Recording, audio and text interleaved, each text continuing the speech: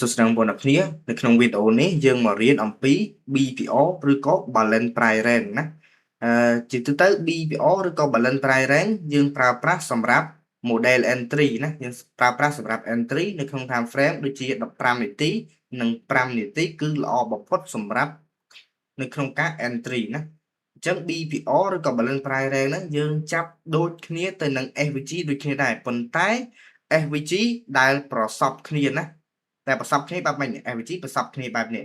ខាងឆ្វេងដៃមាន AVG មួយនិងខាងស្ដាំមាន AVG មួយណាអញ្ចឹងបើសិនជាក្នុងករណីថា AVG ប្រសពគ្នាអញ្ចឹងអាហ្នឹងវាទៅជា BPR វិញណាវាទៅជា BPR វិញសម្រាប់ model entry អញ្ចឹងកន្លែងនេះយើងចាប់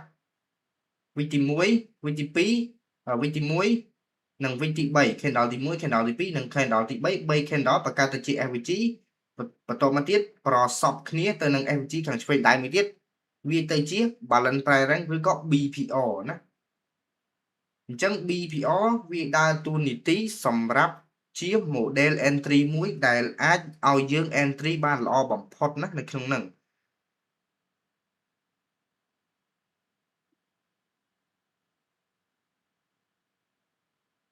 ឃើញទេទីផ្សារនៅពេលដែលវាប៉ះជាមួយនឹង BPR យើងឃើញឡើងនៅខាងនេះនេះឃើញចាក់ជាមួយនឹង BPR ចុងវិញបន្តិចឃើញហោះទៅលើវាដូចគ្នាទៅនឹង SVG ដូចគ្នាប៉ុន្តែគ្រាន់ថានៅខាងនេះក៏មាន SVG មួយទៀតដែរនេះនៅខាងឆ្វេងដៃ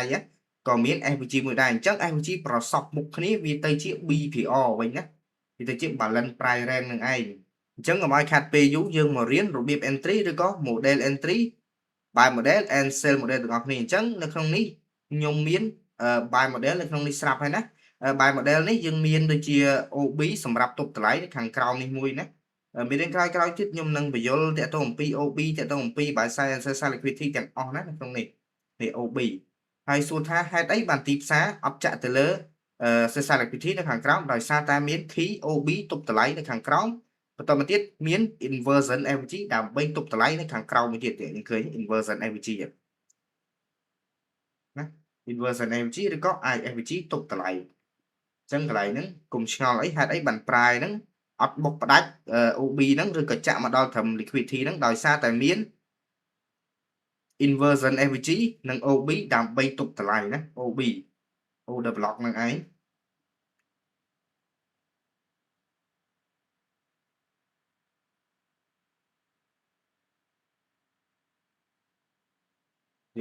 កន្លែងហ្នឹងមាន order block មាន inversion FG ដើម្បីទប់តម្លៃគឺស្អាតមែនទែនណានៅកន្លែងហ្នឹងអញ្ចឹងទីផ្សារទាំងអស់នៅពេលដែលវាមកប៉ះជាមួយនឹងorder block និង inversion FG នឹងធ្វើការ retracement ឡើងទៅខាងលើ retracement ឡើងទៅខាងលើដើម្បីបង្កើតទៅជា market structure សិនទើបទីផ្សារហ្នឹងអាច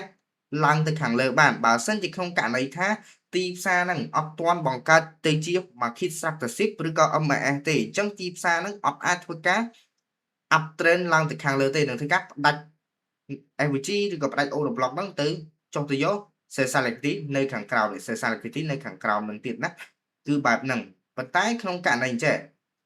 យើងឃើញទីផ្សារនៅពេលដែលប៉ះជាមួយនឹង order block ប៉ះជាមួយនឹង inversion FVG នឹងធ្វើការ retracement ឡើងទៅខាងលើបង្កើតទៅជា fail high អានេះមេរៀនក្រោយខ្ញុំនឹងបញ្យល់អំពី fail high នៅប្លុកហ្នឹងទៀតណាតែមេរៀននេះយើងរៀនអំពី BPR សិនណាពាក្យ fail high នៅកន្លែងហ្នឹងអញ្ចឹង fail high នៅកន្លែងហ្នឹងហើយយើងអាចចាប់វាជា market structure ណាកន្លែងហ្នឹងអាចចាប់ជា market structure ដើម្បី confirm ទីផ្សារឬក៏ MAS យើងអាចចាប់វាជា MAS បានណាកន្លែងនេះ MAS ណាអញ្ចឹងយើងឃើញហើយទីផ្សារនៅពេលដែលប៉ះជាមួយនឹង order block ឡើងទៅ retracement ឡើងទៅខាងលើបង្កើតទៅជា fail high ឬក៏ all high ណា fail high ឬក៏ all high នៅកន្លែងនេះមួយនឹងធ្វើការ retracement ចុះមកខាងក្រោមបង្កើតទៅជា BPR ណាបង្កើតទៅជា BPR អញ្ចឹងទីផ្សារនេះយើងអាច entry នៅកន្លែង BPR ក៏បានដោយសារតែយើងដឹងថានៅខាងលើនេះបង្កើត market structure ហើយអញ្ចឹងបើសិនជាក្នុងករណីទីផ្សារនោះបង្កើត market structure នៅពេលដែលចាក់ទៅលើ BPR ប៉ះទៅលើ market structure នឹងទៀតនឹងធ្វើការឡើងទៅខាងលើផ្ដាច់ liquidity ណានឹងធ្វើការឡើងទៅខាងលើផ្ដាច់ liquidity បើសារ liquidity នៅខាងលើនឹងឯងណា ទីផ្សារគឺវាដើរពី array មួយទៅ array មួយទាំងអស់ណាក្នុងនឹងសិតតែដើរពី array មួយទៅ array មួយឲ្យតែយើងរៀនឲ្យច្បាស់ចេះចាប់ឲ្យច្បាស់ណាមិនខ្វះទេកន្លែង thread នោះហើយសួរថាខ្ញុំភាគច្រើនខ្ញុំ thread ទៅលើអីខ្លះភាគច្រើនខ្ញុំ thread ទៅលើ Bicep exercise ចាំនៅពេលដែលprice ហ្នឹងបានចាក់ទៅលើ PD array ណាមួយមាន confirm អីគ្រប់គ្រាន់ទើបខ្ញុំចូលហេតុអីបើខ្ញុំអត់ចូលនៅកន្លែង order block នៅពេលដែលចាក់ FVG បើសិនជាខ្ញុំចូលនៅក្នុង order block ឬក៏ FVG កន្លែងហ្នឹងវាស្មើនឹងកាក់ឡានណាប៉ុន្តែសួរថាខ្ញុំចូលនៅតាណានេះខ្ញុំចូលនៅកន្លែងនេះនៅកន្លែង BPO ឬក៏នៅពេលដែលទីផ្សារបង្កើតជា market structure ចាក់ market structure នឹងធ្វើការ retracement ចុះមកត្រឹមនេះ FVG ណាចុះមកត្រឹម FVG កន្លែងនេះខ្ញុំអាច entry នៅកន្លែង FVG ហ្នឹងក៏បានឬក៏ entry នៅកន្លែង BPO ហ្នឹងក៏បានណាមេរៀនមុនយើងបានរៀនអំពី market structure និង FVG ហើយណា FVG នៅពេលដែលទីផ្សារប៉ះជាមួយនឹង FVG ត្រូវតែមាន market structure ដើម្បី confirm ទីផ្សារឲ្យវាឡើងទៀតណាបើសិនជាក្នុងករណីថាអត់មាន market structure ទេ FVG ទាំងអស់ហ្នឹងនឹងធ្វើការ invalid នេះយើងសួរថា FVG មកកាណូនេះហេតុអីបាន invalid រហូតដោយសារតែទីផ្សារអត់មាន market structure គ្រប់គ្រាន់ដើម្បីឲ្យវា valid អញ្ចឹងហើយទៅវា invalid រហូតណាគឺបែបហ្នឹងអញ្ចឹងកន្លែងនេះយើងធ្វើការបាយបានដោយយើងប្រើ BPO ជាមួយនឹង market structure ណា TP របស់យើងគឺយើងដាក់នៅ buy side liquidity ណា buy side liquidity ត្រឹមនេះបានហើយ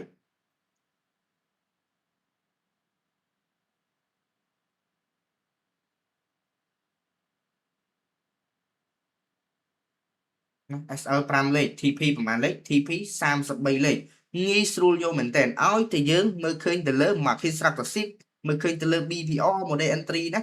នេះ BPO ឃើញចាក់ទៅលើ BPO ចុងវិញមកបន្តិចហ្នឹងហើយយើងឃើញធ្វើការចុះនេះចុះមកចាក់ BPO ចាក់ BPO ហោះទៅ stoy ណាចាក់ market structure មាន FVG គ្រប់គ្រាន់ទៀតហោះទៅបាត់ហោះទៅយក buy side ណាវាងាយមែនតើសម្រាប់នៅធ្វើការ model entry នៅក្នុងហ្នឹងអញ្ចឹងអានេះសម្រាប់ buy model ណាបន្តិចទៀតខ្ញុំនឹងទៅបញ្យល់អំពី sell model វិញម្ដងណា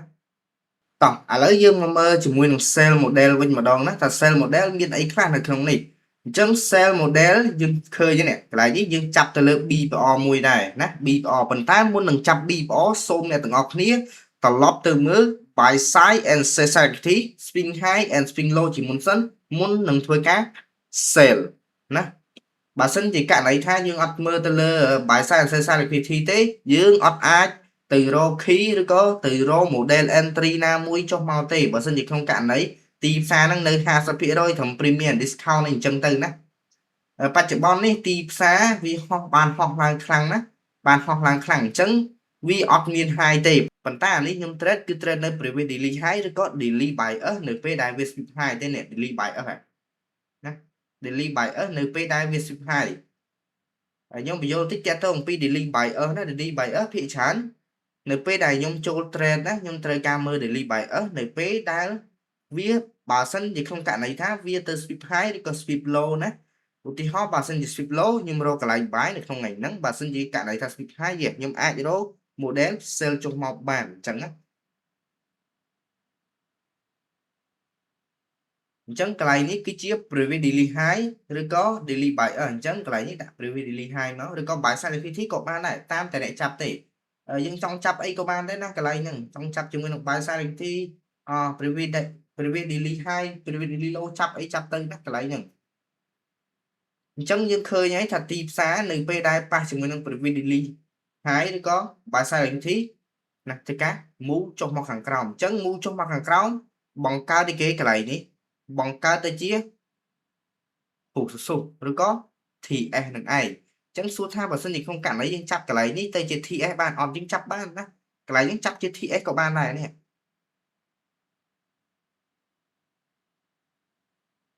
ចង់ចាប់ជា TS ក៏បានណាកន្លែងហ្នឹងយើងឃើញទេ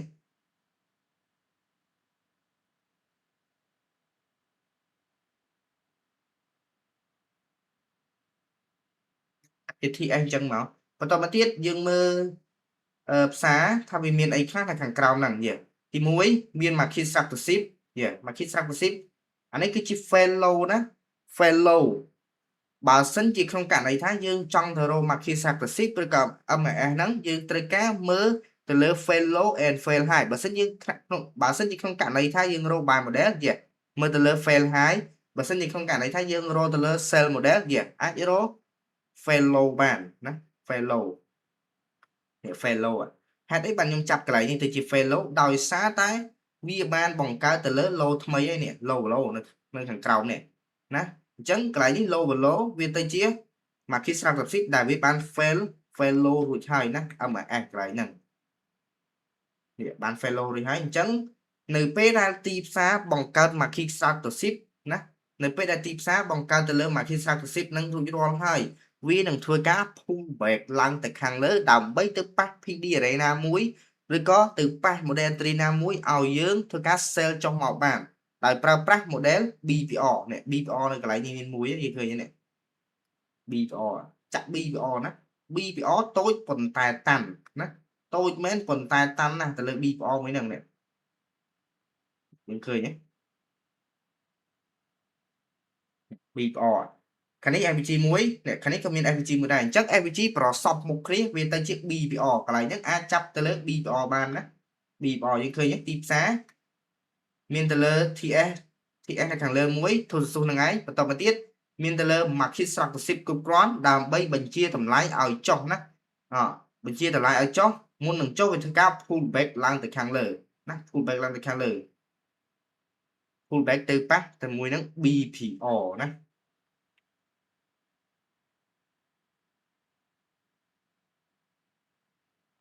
ចឹងកន្លែងនេះអាច entry បានដោយប្រើប្រាស់ model BPR ណា entry ចុះមក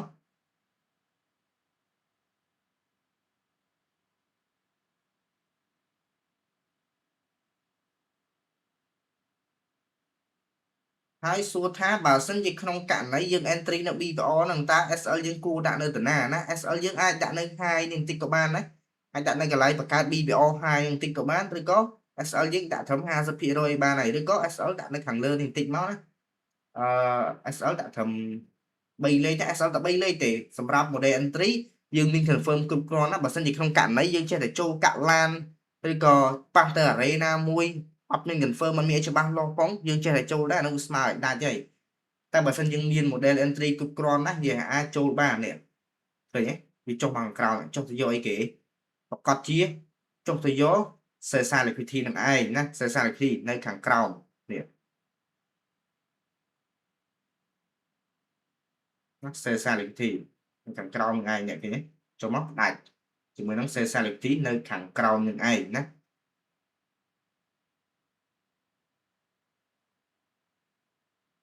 ចឹងកន្លែងនេះយើងអាច entry មកបានដោយប្រើប្រាស់ទៅលើ model BPR ណា model entry BPR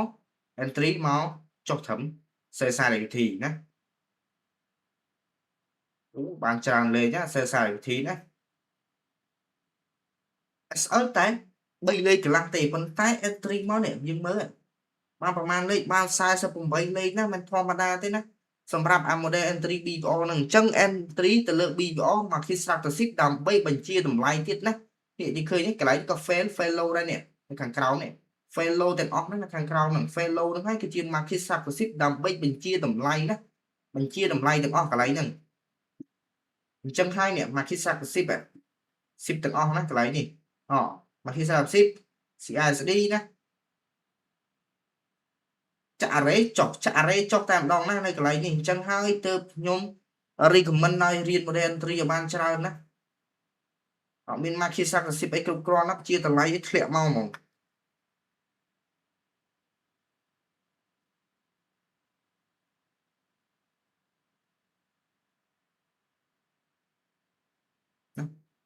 ចឹងទៅលើ BPR នេះមានតែប៉ុណ្្នឹងទេសម្រាប់ buy model and sell model ហើយមួយទៀតបើសិនជាបងប្អូនអ្នកគ្នាអត់យល់ឬក៏មានចម្ងល់អីអាចឆាតសួរទៅក្នុង Telegram ខ្ញុំបានខ្ញុំដាក់នៅក្នុង description ណាអាចមើលបានណាហើយបើសិនជាបងប្អូនអ្នកគ្នាចង់រៀនទៅលើ private class ណា